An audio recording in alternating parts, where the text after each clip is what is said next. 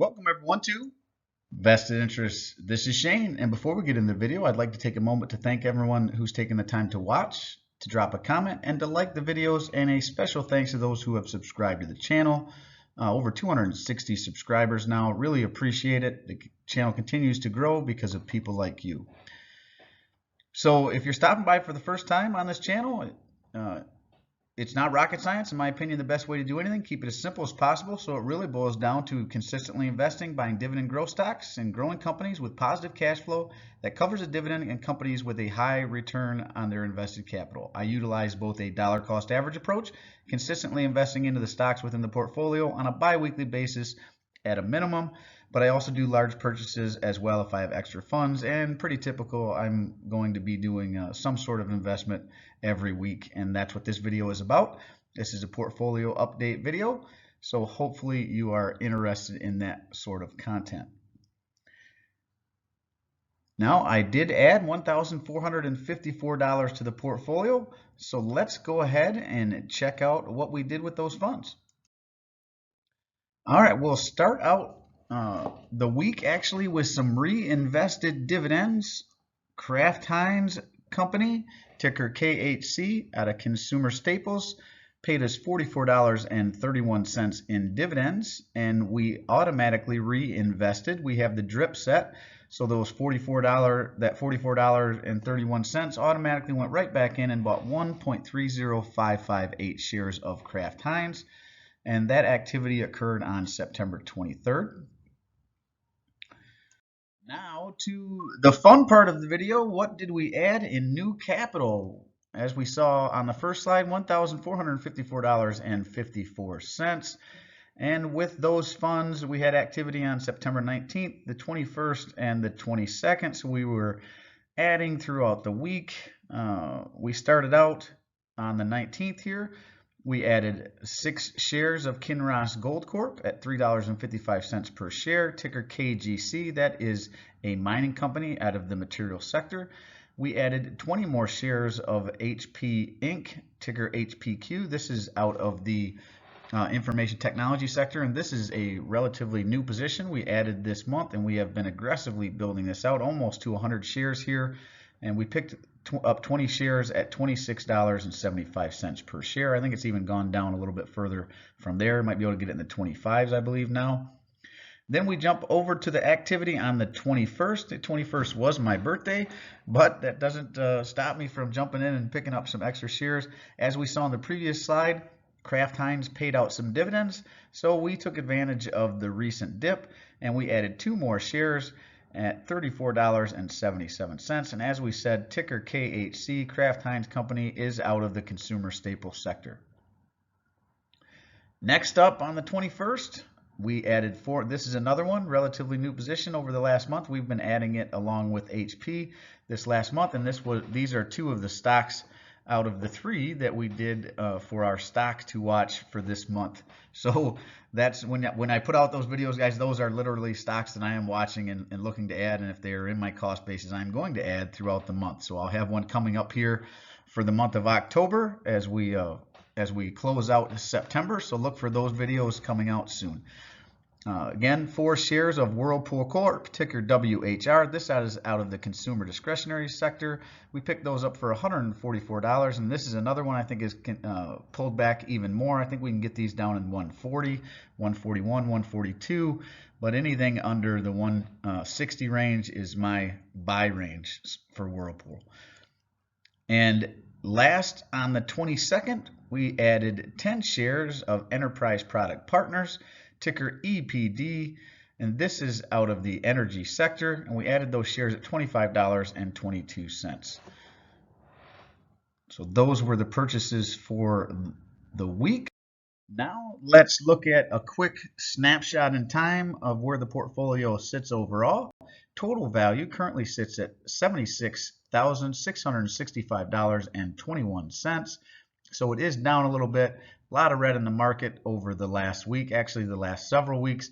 So my portfolio does continue to decrease as the market, even though I'm adding to it every week. Strange to see it go down, but that is part of a pullback, but the dividend yield has increased to 5.351%, partly because the overall portfolio has pulled back.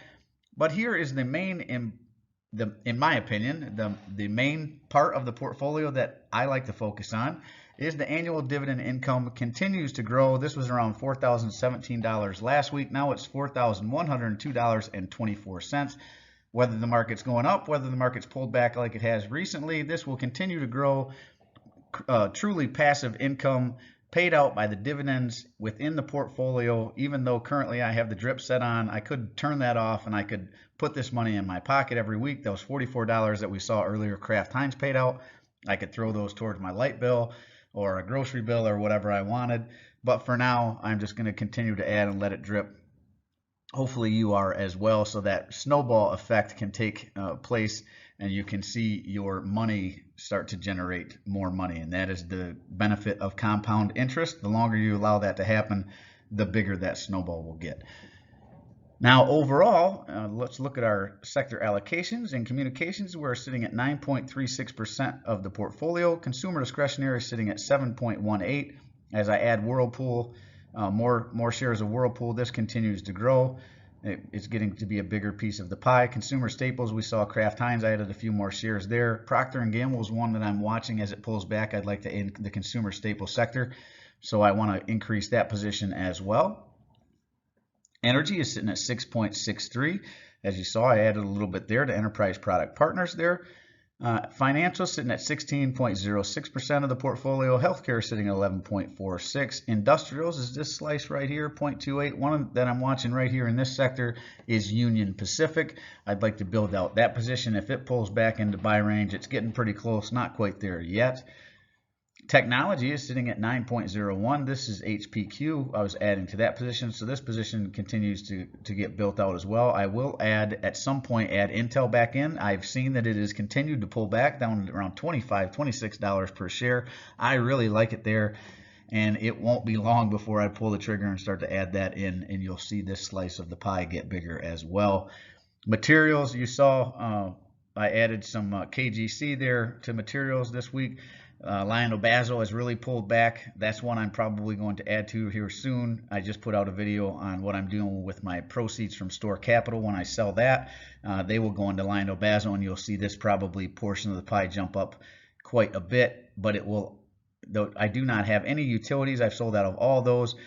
And as I add to LyondellBasell, you'll probably see this one here in the REITs and real estate sector pull back a bit whenever store capital gets sold off. So this portion of the pie, I'm probably going to see drop, and some of these others are going to jump up as we transition those funds out of store capital and reallocate them across the portfolio. And I do not have any ETFs, though I am looking at a couple. I may add a couple to my children's custodial accounts and just throw those in there. I think they've got about a dozen positions in there. Wouldn't mind throwing a little bit more diversification by just throwing an ETF in there. I'm actually going to do probably a video on some ETFs that I'm looking at currently and compare them. And one of the things I do like to look at with ETFs, if you are looking for a way to kind of screen what stocks you might be interested, I do look at ETFs and I'll go over like their top 10 holdings. You know, like you could go to VU, VYM, Schwab, some of the bigger SCHD there, some of the bigger ETFs, and see what their top 10 holdings are. And it's a good way to kind of screen. If you find 4 or 5 of them that are the same across multiple ETFs, hey, maybe that's ones you look at and see if you can grab those whenever they present some value. But just a tip there. So enough rambling here. That is the overall sector allocation, and that is it for this video. As always, appreciate you stopping by. If you haven't done so already, don't forget to show me some love. Hit that thumbs up, ring the notification bell, most importantly, subscribe to the channel. Drop a comment down below. Let me know what you think of the video. Let me know what you think, or tell me what's going on in your portfolio. I do personally read and respond to the comments. I'm always interested to read your questions, opinions, suggestions for future topics. And this is Shane signing off, wishing peace and prosperity to you and yours. And remember, financial security comes to those who take a vested interest. Hey, thanks for stopping by. Again, let me know what's going on in your portfolio down below. Hope you're having a great weekend, and we'll see you in the next one. I'm not a financial advisor. Nothing in this presentation should be considered financial advice. I'm only sharing my opinion and investing journey for educational and entertainment purposes. Investing involves risk and money. You should never invest any amount not come to losing. Always doing honest research based in your situation and circumstances. Not like criteria. The advice counsel is a certified financial advisor.